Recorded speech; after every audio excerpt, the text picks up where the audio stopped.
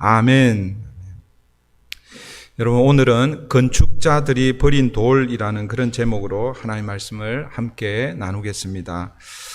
오늘 본문은 우리가 지난주에 살펴본 마가복음 11장의 마지막 부분이죠. 11장 27절부터 33절에서 이제 12장에 걸쳐서 이 종교 지도자들, 대제사장들과 서기관들, 장로들, 이들이 누구라고 그랬습니까? 그 당시 가장 최고의 권력기관인 권위로 허락이 되어 있는 사내들인 공회의 대표자들이라고 그렇게 말씀을 드렸죠. 그들과 예수님의 5번의 대화 혹은 논쟁, 질문들이 계속해서 이어지고 있는데, 지난주가 첫 번째 질문이었고, 오늘은 예수님께서 그들에게 한 비유를 말씀해 주시는데, 일명 포도원 농부의 비유 혹은 악한 포도원 농부의 비유라고 이렇게 그 스토리가 오늘 이야기입니다. 그러니까 오늘 이 본문은 지난주 본문하고 이렇게 동떨어져 있는 본문이 아니라, 어쩌면은 지난주에 이 종교 지도자들이 예수님께 뭘 요구했습니까? 무슨 질문을 했습니까? 네가 무슨 권위로 이런 일을 하느냐? 누가 너에게 이런 일을 할 권위를 주었느냐? 그렇게 질문했을 때에 예수님께서 뭐라고 대답하셨습니까? 세례 요한의 세례가 어디로부터 왔는지 먼저 나에게 대답하면 나도 대답해 주겠다. 세례 요한의 세례가 하늘로부터냐 사람들로부터냐? 그러면서 그렇게 예수님께서 대답하시니까 이 종교 지도자들이 뭐라고 그랬어요? 이렇게 재보고 저렇게 재보다가 자기들이 불리하니까 모르겠다 그랬잖아요. 그죠? 그러니까 예수님도 나도 모르겠다라고 그렇게 너희들에게 대답하지 않겠다라고 그렇게 예수님 말씀하셨습니다. 그러나 여러분 기억하십시오.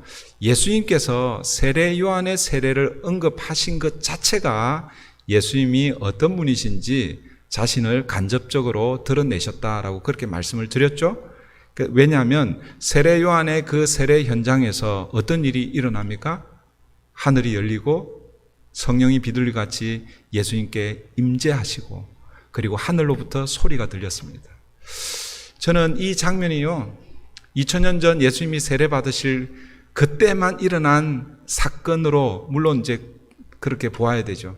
그러나 이 장면은 오늘 예수 그리스도를 구주로 주님으로 고백하고 함께 모여 예배하는 우리의 예배의 이 자리에 이런 역사들이 일어나야 될 줄 믿습니다.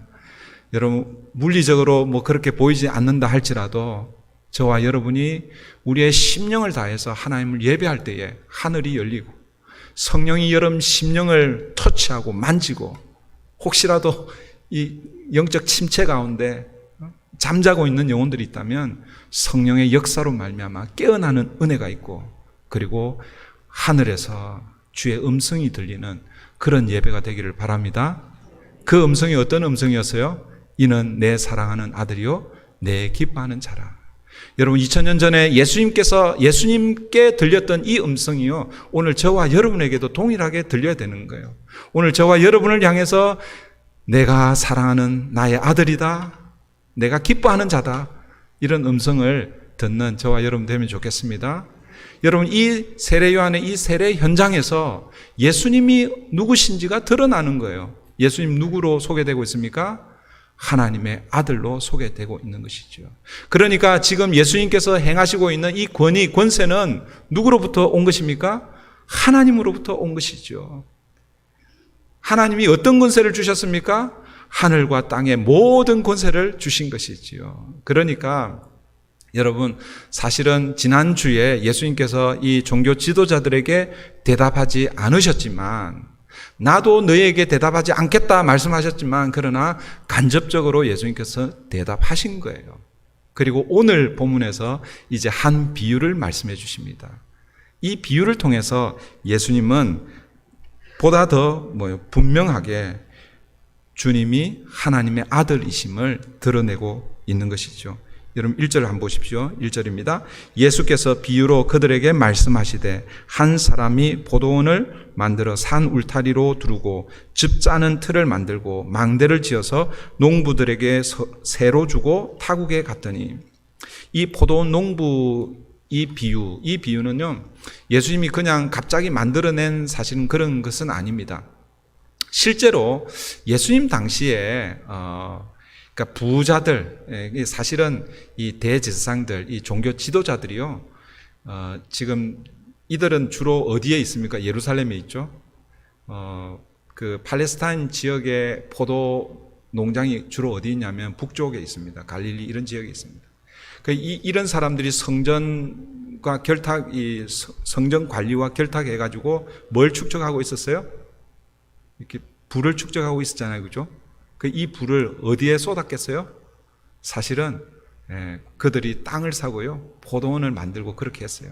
사실은 예수님께서 이렇게 비유로 말씀하시는 이 비유의 모습은요, 지금 현재 종교 지도자들이 아마 예수님과 함께 대화하는 이런 사람들 중에 적어도 그런 포도원을 가지고 있었던 사람들이 분명히 있었을 거예요. 그러나 이 비유는 보다 더 구약으로 가면 이사야 5장에 보면 이사야 선지자를 통해서 포도원의 노래라는 그 노래가 불려집니다. 거기에서 하나님께서 이스라엘 민족, 이스라엘 족속을 포도원으로, 그리고 그 포도나무를 이스라엘 백성으로, 그리고 농부를 이 이스라엘 백성들을 관리하는 지도자로, 그렇게 상징적으로 그렇게 보여주고 있는 그런 말씀이죠. 그러니까 오늘 이 포도원, 이 농부의 비유는 두 가지를 예수님께서 염두에 두고 지금 하고 있는 거예요. 근데 오늘 본문에 이 한 사람이 등장하는, 이 비유에서 한 사람이 등장하는데, 이 한 사람은 하나님을 상징하고, 포도원은 아까 제가 말씀드린 대로 이스라엘 족속을 의미합니다. 그 울타리를 쳤다고 그랬잖아요. 울타리를 치고 이렇게 한 거, 하나님께서 완벽하게 보호하시고 준비하시고 예비하셔서 그렇게 이스라엘 백성들을 그렇게 세우신다라는 그런 의미입니다. 그리고 포도원의 그 농부는 지도자들, 종교 지도자들 혹은 정치 지도자들, 이런 사람들을 상징하고, 1절 이후에 이제 보면 종들이 나오잖아요, 그죠? 이 종들은 주인이 파송하는 거예요. 주인이 보냅니다. 그러니까 하나님이 보내는 사람들이니까 누구겠어요? 선지자, 예언자들을 가리키는 것이죠. 하나님으로 상징되는 이 포도원 주인이 포도원을 잘 조성해서 농부들에게 세를 주고 멀리 타국에 갔다라고 이렇게 표현하고 있습니다. 근데 2절을 보시면 때가 이름에라고 이렇게 말씀합니다. 때가 이르렀다. 이 말은 어떤 때가 이르렀다라는 뜻이겠어요? 이제 포도원을 이렇게 조성을 해놓았는데 이제 포도 수확할 때, 그 때를 이야기하는 것입니다. 여러분, 이 말은, 때가 이르렀다, 이 말은 어떤 의미냐면, 이 주인이요, 포도원을 이렇게 조성하고 나서 그 포도 농사를 잘 지을 수 있도록 그 농부들에게 충분한 시간을 주었다라는 그런 의미도 되는 것입니다. 왜냐하면 포도나무를 예를 들어서 올해 심으면 내년에 포도 열매를 바로 얻는 게 아니잖아요, 그죠? 포도는 몇 년에 열리는지는 모르겠는데, 하여튼 대부분의 과실수가 이렇게 심고 나서 잘 해야 몇 년 후에 그렇게 열리잖아요, 그죠? 그런데 특별히 유대인들에게 있어서는 이 레위기 19장에 보면 과실수 농사를 지을 때에 하나님께서 주신 이 율법이 있습니다. 그 규례가 있습니다. 그게 레위기 19장 23절부터 25절인데요. 잘 한번 들어보세요. 너희가 그 땅에 들어가 각종 과목을 심거든 과실수를 심거든 그 열매는 아직 할례 받지 못한 것으로 여기되 곧 3년 동안 너희는 그것을 할례 받지 못한 것으로 여겨 먹지 말 것이요. 물론 이제 이것은 처음 가나안 땅에 들어가면 그때를 이야기하는 거예요. 근데 어쨌든 처음 가나안 땅에 들어가서 과실수를 심는데 3년 동안은 아직 할례를 받지 못했기 때문에, 그러니까 정결하지 못하기 때문에 먹지 말라라고 그렇게 얘기합니다. 그 다음에 이제 보시면 제 4년에는, 그러니까 과실을 심고 나서 4년이 지납니다. 4년에는 그 모든 과실이 거룩하니 여호와께 드려 찬송할 것이며, 그러니까 4년째는 과실을 따는데 이 과실은 거룩한 거예요. 그래서 너희들이 먹으면 안 되고 누구에게 드리라고 말씀하는 거예요? 하나님께 드리라라고 그럽니다. 그리고 언제부터 먹을 수 있냐면 제5년, 그러니까 가나안 땅에 들어가서 과실나무를 심었을 때에 5년 후부터 먹을 수 있는 거예요. 제5년에는 그 열매를 먹을지니 그리하면 너희에게 그 소산이 풍성하리라. 나는 너희 하나님 여호와니라. 여러분, 아마도 이 포도원 주인이 포도원을 이렇게 조성을 했을 때에 그 다음 해에 포도 열매를 그렇게 구하지 않았을 것입니다. 적어도 오늘 이 레위기 19장의 기초에서 보면 적어도 한 4년은 기다려주고 5년째 그 열매를 기대했을 것입니다. 2절을 한번 보세요. 때가 이름에 농부들에게 포도원 소출 얼마를 받으려고 한 종을 보내니. 여러분, 포도 소출도 뭐 한꺼번에 90% 거의 다 이렇게 아니고 어떻게 표현하고 있어요? 포도원 소출 얼마인지는 정확하게 모르겠는데 아마 대부분 한 90% 이상은 포도 농사를 지은 사람이 9대1 아니면 7대3 아니면 5대5 그렇게 미리 계약을 했겠죠, 그죠? 그 소출 얼마를 받으려고 누구를 보냅니까? 한 종을 보내고 있습니다. 그런데 여러분, 농부들의 반응이 어떤가? 3절 보십시오. 3절. 그들이 종을 잡아 심히 때리고 거저 보내었거늘. 여러분, 농부들은요, 포도원 주인이 보낸 종을 심히 때렸다라고 이렇게 말씀하고 있습니다. 여기서 이 심히 때렸다 이 말의 원어적인 의미는 이 피부 가죽이 벗겨질 정도로 그렇게 심하게 때렸다라는 이런 의미예요. 그러니까 가죽이 벗겨질 정도로 그렇게 매질을 했다라는 거죠. 그리고 어떻게 해요? 거저 보냈다. 빈손으로 보낸 거죠. 포도의 소출을 아예 돌려 보내지 않고 있습니다. 만약 여러분이 포도원 주인이라면 여러분 어떻게 하시겠어요? 여러분들이 예를 들면 이게 우리 이제 이 5번인가요? 1번인가 5번인가? 어디로 가야 와이너리가 보여요? 1번인가? 101번? 하여튼 북쪽으로 올라가면 와이너리 많이 있잖아요, 그죠?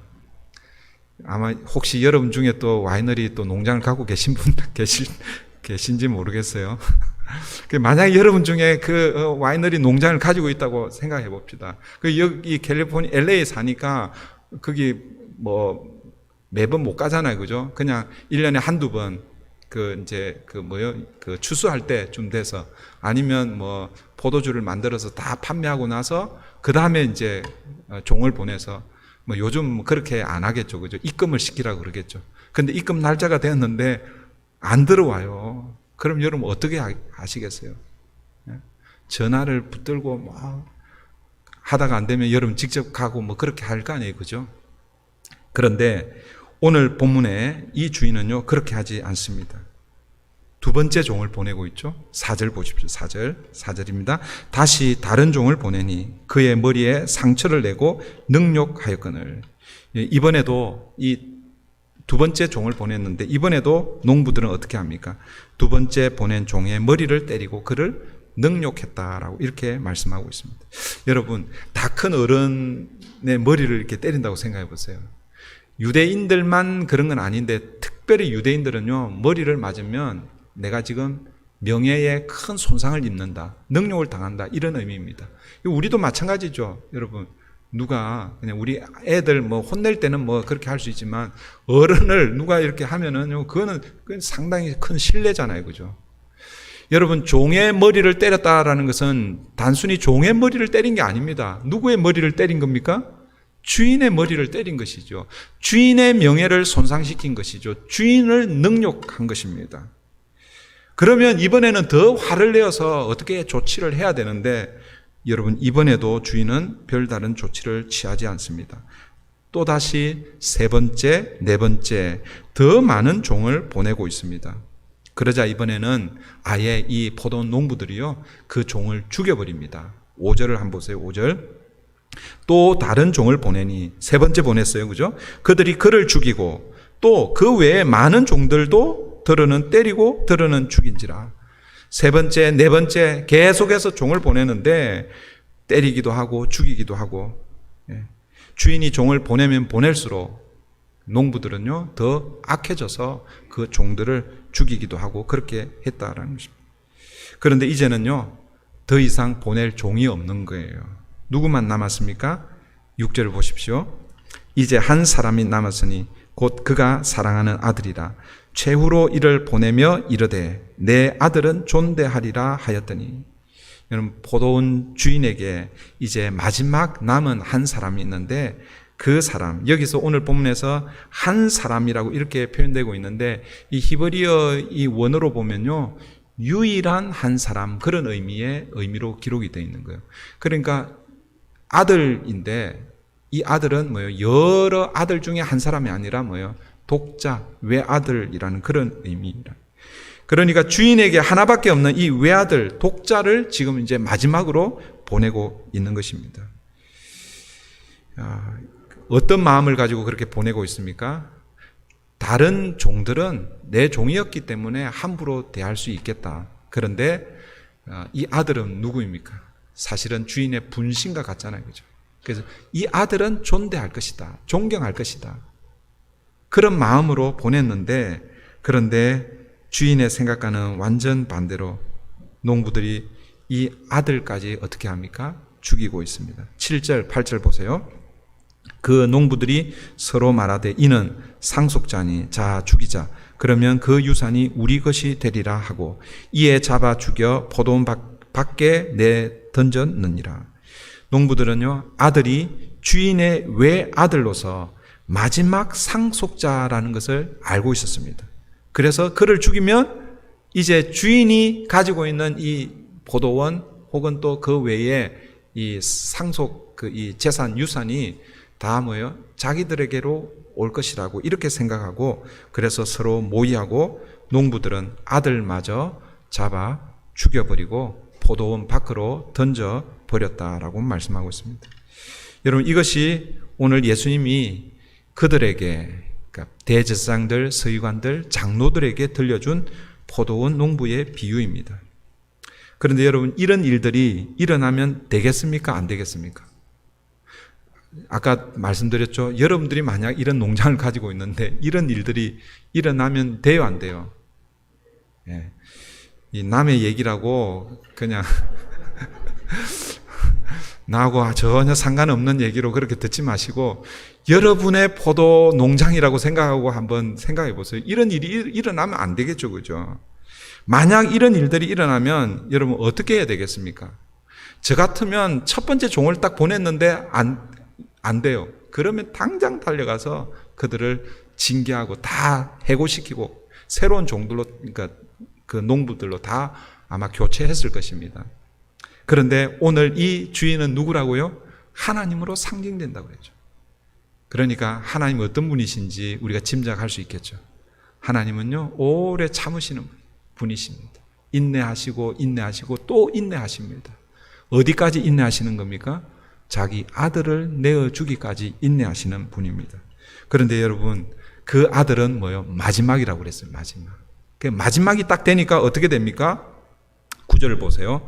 포도원 주인이 어떻게 하겠느냐? 예수님이 질문을 던지는 거예요. 그리고 이렇게 대답합니다. 예수님이 질문을 던지고 나서 예수님이 그냥 대답해요. 다시 9절 보시면 포도원 주인이 어떻게 하겠느냐? 와서 그 농부들을 진멸하고 포도원을 다른 사람들에게 주리라. 이 마가복음은 예수님이 질문하고 예수님이 대답을 하지만 마태복음에는요 예수님이 질문을 하고 누가 대답하냐면 그들이 대답합니다. 그러니까 대제사장들 이런 사람들이 대답을 하는 거예요. 이들이 뭐라고 대답했겠어요? 예수님하고 똑같은 대답을 하는 거예요. 그 못된 악한 그 농부들 다 진멸하고 다른 사람으로 대체해야 되지 않겠느냐고. 왜 그렇게 대답했을까요? 그들이요 포도원을 가지고 있거든요. 그들이 골머리 썩고 있는 거예요. 이렇게 이 1년 농사를 지으면 소출을 잘 보내야 되는데 제대로 잘 안 보내니까 그래서 사실은 늘 염려 걱정하고 있었는데 예수님이 그걸 딱 집어주니까 그런 악한 농부들은 다 진멸하고 그렇게 해야 된다 이렇게 대답합니다. 그런데 여러분 누가복음은 예수님이 똑같습니다. 예수님이 질문하고 예수님이 대답합니다. 그런데 누가복음을 참고해 보면 조금 더 애드가 되고 있어요. 누가복음 20장 16절 제가 읽어드릴게요. 잘 들어보세요. 와서 그 농부들을 진멸하고 포도원을 다른 사람들에게 주리라 하시니, 이 예수님이 질문하고 예수님이 대답한 거예요. 그러니까 옆에 사람들이 뭐라고 얘기하냐면, 사람들이 듣고 이르되 그렇게 되지 말아지이다 하거늘. 이 표현이요 이상해요. 다시요.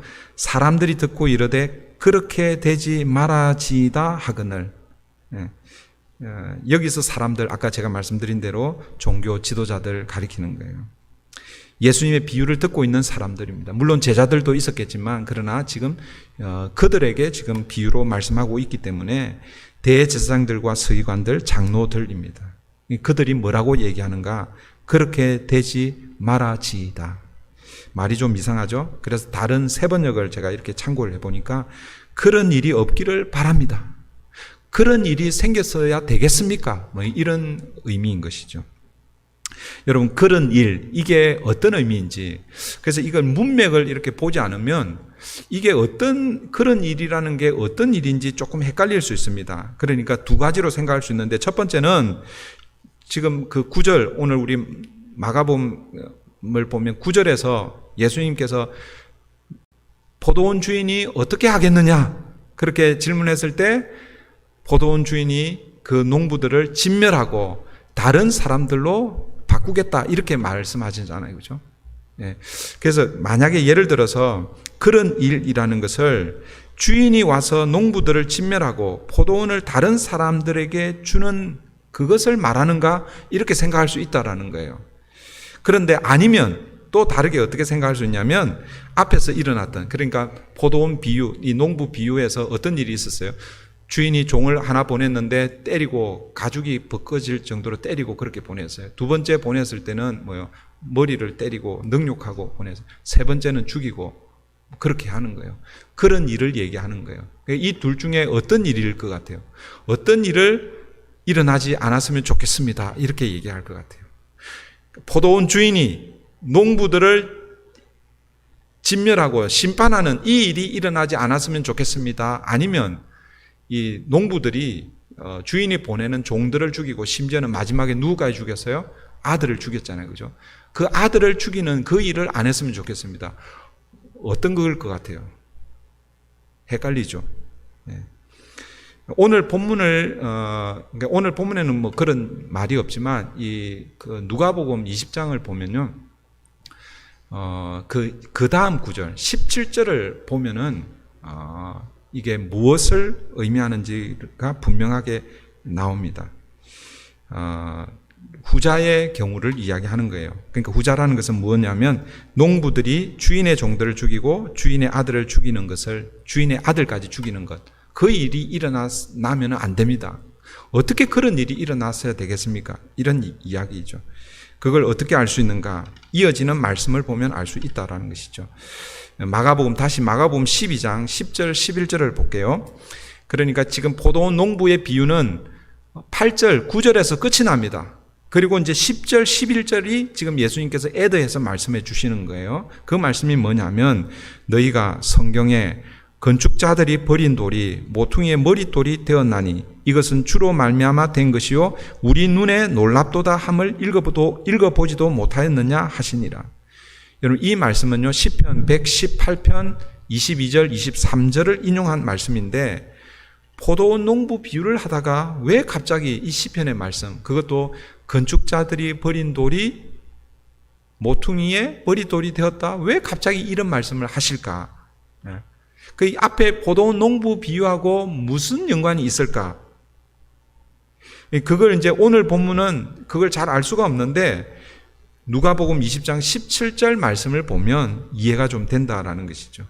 예수님이 왜 이 말씀을 인용하고 있는지 누가복음 20장 17절을 제가 읽어드릴게요. 다시 16절하고 같이 한번 읽어드리겠습니다. 16절하고 17절을 누가복음 20장입니다. 와서 그 농부들을 진멸하고 포도원을 다른 사람들에게 주리라 하시니 사람들이 듣고 이르되 그렇게 되지 말아지이다 하거늘. 그 다음에 이어지는 말씀이 그들을 보시며 이르시되 그러면 기록된 바 건축자들의 버린 돌이 모퉁이의 머릿돌이 되었느니라 함이 어찜 있냐. 여러분 무슨 말인지 이해가 됩니까? 그러니까 잘 이해가 안 되죠. 자, 다시. 자, 지금 예수님의 비유를 들은 사람들이 예수님의 비유를 다 듣고 나서 포도원 주인이 만약에 이런 일들이 일어나면, 그러니까 종들을 다 죽이고 마지막 아들까지 죽였단 말이에요. 그죠? 그러면 너희들이 포도원 주인이라면 그 다음에 어떻게 하겠느냐, 이렇게 예수님이 질문한 거예요. 예수님이 질문하고 나서 예수님이 대답을 합니다. 포도원 주인이 당장 가서, 그러니까 앞에는 계속 기다렸잖아요. 그죠? 인내하고 인내했습니다. 그러나 마지막 아들이 죽었다라는 것은 이제 뭐예요? 마지막 심판 때가 되었다라는 그런 의미거든요. 그럴 때는 뭐예요? 주인이 가서 농부들을 진멸하는 거예요. 그리고 다 뭐예요? 쫓아내고 다른 사람들로 교체하는 거예요. 그런데 느닷없이 사람들이 뭐라고 대답하는 거예요? 그런 일이 일어나면 안 되는데, 이런 얘기예요. 그런데 그런 일이 무슨 일이라는 겁니까? 주인이 지금 하는 이 일입니까? 아니면 농부들이 한 일입니까? 헷갈린단 말이에요. 그죠? 그래서 17절 말씀이 키포인트라는 거예요.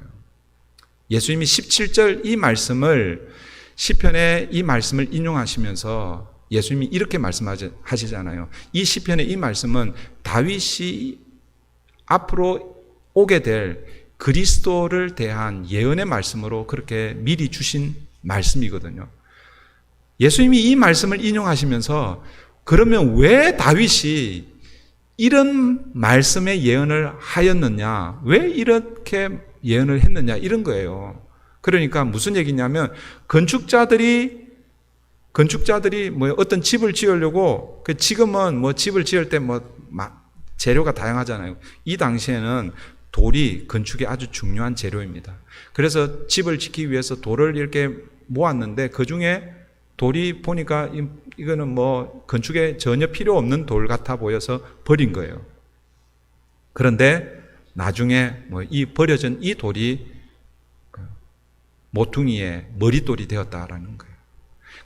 지금 이 말씀이 무엇에 관한 예언이냐라는 거예요.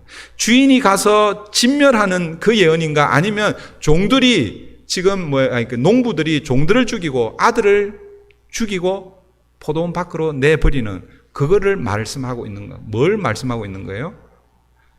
농부들이 종들과 그리고 마지막 아들까지 죽이는 그것을 예언적으로 말씀한 것이죠. 만약에 여러분 보세요. 대제사장들이 그런 일이 일어나지 않았으면 좋겠습니다. 그러면 왜 다윗은 1000년 전이거든요. 1000년 전에 메시아 이런 예언을 했겠느냐라는 거예요.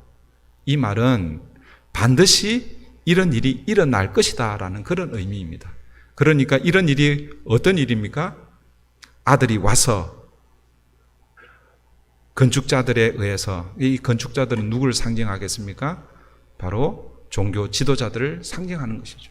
종교 지도자들에 의해서 버려지게 되고 죽게 된다라는 것입니다. 그 일이 뭐예요? 반드시 일어나야 된다라는 그런 의미라는 것이죠.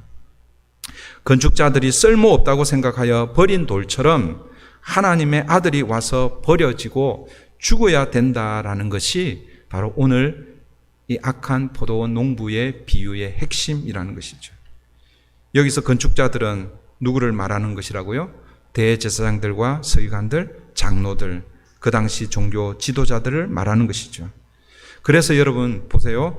9절까지 포도원 비유를 들었을 때는 그런 일이 일어나지 않기를 바랍니다, 이렇게 얘기한 거예요. 그게 뭐냐면 주인이 종들을 보냈을 때에 종들이 얻어맞고 죽고 그리고 마지막 아들까지 죽는 거, 그런 일이 일어나면 안 됩니다. 왜? 자기들도 포도원 주인이거든요.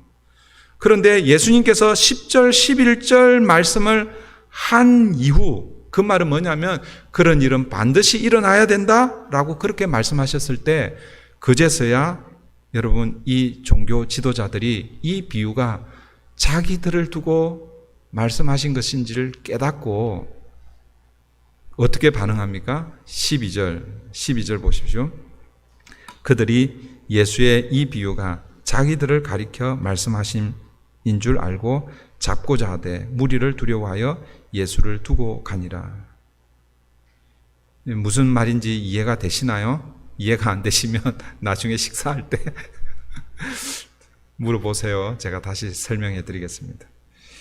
여러분, 오늘 이 포도 농부 비유는 지금 종교 지도자들을 여러분 대상으로 하는 비유입니다.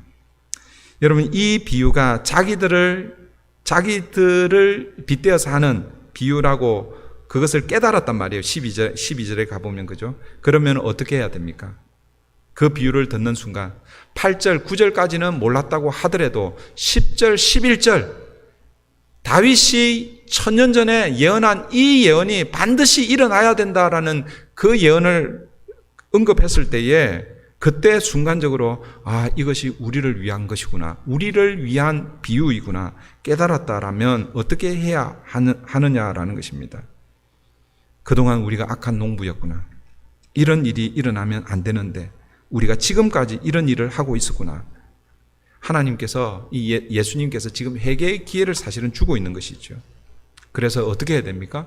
회개하고 하나님의 아들로 오신, 메시아로 오신 그 주님 앞에 무릎을 꿇고 엎드려야 되는 것이죠. 그런데 그들이 어떻게 하는가? 12절 다시 보십시오. 그들이 예수의 이 비유가 자기들을 가리켜 말씀하심인 줄 알고 잡고자 하되 무리를 두려워하여 예수를 두고 가니라. 그러니까 무리만 없었으면 예수를 당장 잡아가지고, 얼마 전, 어제 그저께 어떤 일이 있었어요? 성전을 못 오겠잖아요. 그러니까 잡아서 그냥 돌로 쳐 죽여도 사실은 상관이 없었습니다. 그런데 무리들 때문에 그렇게 하지 않고 그냥 예수를 두고 떠나갑니다. 돌이키고 회개하기는커녕 오히려 예수님을 잡아 죽이려고 하는 것이죠. 그리고 지금 당장은 아니지만 나중에 며칠 후에 결국 그들은 예수님께서 오늘 본문에서 비유하신 대로 이방인의 손에 넘겨주어서 예수님이 죽게 되는 것이죠. 이제 말씀을 맺겠습니다.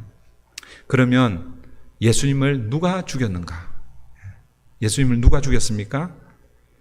여러분, 예수님을 직접 죽인 사람들은 빌라도의 법정에서 빌라도가 사형을 언도하고, 그리고 로마 병사들이 예수님을 직접 죽였습니다. 그러나 예수님을 죽인 자들은 누구입니까? 종교 지도자들이죠. 그 당시 화려한 옷을 입고, 그리고 율법으로는 둘째 가라고 하는 그 서기관들, 그리고 백성들로부터 존경을 받는다고 하는 장로들, 그래서 그들이 사내들인 공회를 이루고 최고의 권세를 가지고 백성들 앞에 서 있었던 이런 사람들이 결국 예수를 죽인 것이죠. 그러면 여러분, 종교 지도자들만 예수님을 죽였을까요? 예수님을 죽이는 일에 다른 사람들은 전혀 관여를 하지 않았습니까? 그 다른 사람을 저와 여러분으로 이렇게 대입을 해보시면 저와 여러분은 예수님을 죽이는 이 일에 전혀 무관합니까? 여러분, 그렇지가 않다라는 것이죠. 여러분, 우리가 다 예수님을 죽이는 일에 다 일조했다라는 것입니다. 아니, 일조한 것이 아니라 사실은 우리가 예수님을 직접 죽였습니다. 여러분, 이게 이해가 되십니까? 아니, 목사님 무슨 얘기합니까? 예수님은 2000년 전에 돌아가셨는데, 아니, 우리가 어떻게 예수님을 죽일 수 있단 말입니까? 나는 예수님 안 죽였는데요. 아니, 설령 내가 2000년 전에 그 십자가 현장에 있었다 할지라도 나는 사람을 죽일 만큼 그렇게 강심장인 그런 사람이 아니에요. 그냥 피만 봐도 그냥 에그머니 그냥 깜짝깜짝 놀라는, 혹시 그런 분들, 여러분들이 그런 사람들이라고 그렇게 생각하고 있지는 않습니까? 그러면요, 이런 가정을 한번 해 보겠습니다. 여러분, 이 세상에, 오늘 우리가 지금 많이 있지만 이 세상에 여러분 혼자만 있다고 생각해 봅시다. 그러니까 이 세상에 여러분 혼자 있는데 하나님께서 여러분을 사랑하셔서 여러분을 구원하시기 위해서 예수님을 보내실까요? 안 보내실까요? 네? 그것도 헷갈려요? 네. 여러분, 하나님은요, 이 세상에 나 혼자밖에 없어도 하나님은 우리를 사랑하시기 때문에 예수님을 보내셔서 우리를 구원하십니다. 그런데 여러분 보세요. 하나님이 예수님을 통해서 우리를 구원하시는 방법이 무엇입니까? 예수님을 십자가에 죽여서 우리를 구원하는 거예요. 그런데 이 세상에 여러분 혼자밖에 없다고 가정을 하면, 그러면 그 예수님은 누가 죽여야 되는 거예요? 누가 죽여야 되는 거예요? 여러분 어렵게 생각하지 마세요. 여러분이 죽여야 되는 거예요. 여러분. 그런 의미에서 여러분 2000년 전에 예수님이 십자가에 달려 돌아가셨지만, 그러나 그 예수님의 죽음은 저와 여러분의 죄 때문에 죽으신 것이고, 아니 우리가 예수님을 십자가에 못 박아 죽였다라는 그런 의미라는 것입니다. 여러분 너무 극단적인 예입니까? 사도행전 2장 36절을 보시면 사도 베드로가 이 오순절 그러니까 성령을 경험하고 나서 설교를 하는데 그 설교의 핵심을 이렇게 설교합니다. 그런즉 이스라엘 온 집은 확실히 알지니 너희가 십자가에 못 박은 이 예수를 하나님이 주와 그리스도가 되게 하셨느니라 하니라. 여러분 이 말씀은 금방 설명드린 대로 오순절 성령 강림 이후 베드로가, 여러분 오순절 성령 강림이라는 것은 지금 6월절이 지나고 나서 49일 이제 50일째 되는 그날 77절 맥추절 그 절기를 위해서 다시 디아스포라 흩어져 있는 수많은 사람들이 지금 모여서 하나님 앞에 예배 제사 드리기 위해서 모여 있는 장소입니다. 물론 그 현장에 50일 전에 예수님이 돌아가셨기 때문에 그 현장에서 예수님을 십자가에 못 박으라 이런 분들도 있었겠지만, 그러나 대부분 더 많은 사람들이 예수님의 십자가 죽음과 전혀 관계없는 사람들이었을 거예요. 그런데 베드로가 뭐라고 얘기합니까? 베드로가 너희가 예수를 십자가에 못 박았다 이렇게 선포하고 있는 거예요. 여기에서 이 너희는요, 오늘 저와 여러분들 향해서도 너희가 예수를 십자가에 못 박았다 그런 선언인 것입니다. 사랑하는 성도 여러분, 내가 예수님을 십자가에 못 박았다고 시인해야, 그래야 예수님의 구원의 은혜가 우리에게 다가오는 것입니다. 여러분 이 복음이 선포되니까 여러분 사람들이 어떻게 반응하는가? 아까 인용한 말씀이 사도행전 2장 35절인데 36절인데요. 37절, 38절 이후에 이렇게 보시면 이들이 뭐라고 고백하냐면 이렇게 고백하는 거예요. 형제들아, 우리가 어찌할꼬? 베드로가 너희가 예수를 십자가에 못 박았다, 그 복음이 선포되니까 그 성령의 역사로 말미암아, 성령의 은혜로 말미암아 이들이요 그 복음 앞에서 찔려하는 거예요. 그러면 우리가 어찌해야 합니까? 그때 베드로가 뭐라고 얘기합니까? 베드로가 이르되 너희가 회개하여 각각 예수 그리스도의 이름으로 세례를 받고 제사함을 받으라. 그리하면 성령의 선물을 받으리라.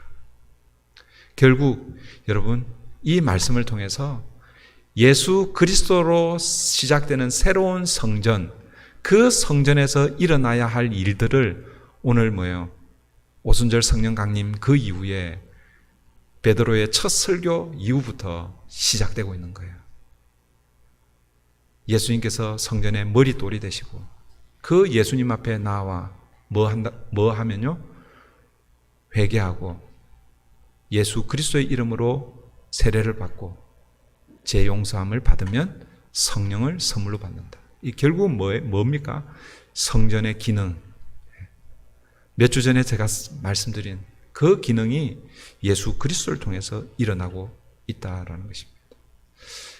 그런 의미에서 오늘 저와 여러분이 날마다 여러분 부담이 되겠지만 우리를 바라볼 때에 우리가 어떤 존재인가? 여러분 예수님을 십자가에 못 박은 사람들은 종교 지도자들이 아니라 바로 저와 여러분이라는 거예요. 저와 여러분이 예수님을 십자가에 못 박았습니다. 그걸 다르게 표현하면 나는 죄인입니다. 예수님이 십자가에 못 박지 않았는데 나는 죄인입니다. 이렇게 고백하기가 쉽지가 않습니다. 여러분, 나의 죄 때문에 예수님께서 십자가에 못 박힌 것, 그것은 결국 뭐예요? 내가 예수님 십자가에 못 박았습니다. 그 고백을 할 때에 그 다음에 어떤 은혜가 있는 거예요? 예수 그리스도의 사죄, 용서의 은혜가 저와 여러분에게 있는 줄 믿습니다. 여러분, 다음 주일은 11월은 감사의 계절이고 또 특별히 다음 주일은 주님이 지난 1년 동안 베풀어 주신 그 은혜를 또 기억하고 또 생각하고 감사하는 감사의 계절입니다. 여러분, 코로나 이 팬데믹이 거의 2년 동안 그렇게 지속되는 가운데 여러분들이 아마 생각하면서 고백해야 할 감사의 제목들이 많이 있을 것입니다. 그러나 여러분, 그 어떤 감사보다도 가장 우선되고 가장 먼저 해야 할 고백이 어떤 고백입니까? 바로 주님, 제가 예수님을 십자가에 못 박았는데 그런데 주님이 나를 구원해 주시고요. 그 구원의 은혜가 여러분 첫 번째 감사의 제목 되기를 바랍니다. 그리고 이제 한 주간 동안 그 이후부터 여러분 개인에게 또 가정에 베풀어 주신 그 은혜가 무엇인지를 또 생각하고 감사의 제목들을 한번 써보는 그런 한 주간 되었으면 좋겠습니다. 시간 우리 함께 말씀을 기억하면서 기도하십시다. 건축자들이 버린 돌, 여러분 왜 버렸겠습니까? 아무 쓸모 없어 보였기 때문에 버린 것이지요.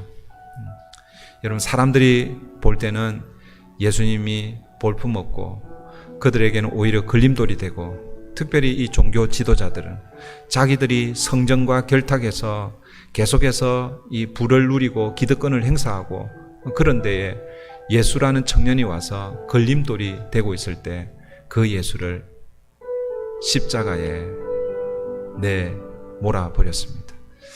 그런데 종교 지도자들만 그렇게 한 줄 알았는데, 그런데 곰곰이 생각해 보니 바로 그 사람이 저와 여러분이라는 것입니다. 주님, 제가 예수님을 십자가에 못 박았습니다. 이 고백이 없으면 절대로 하나님의 구원의 은총이 우리에게 다가오지 않습니다. 오늘 이 시간 우리 함께 고백할 때에 그렇습니다.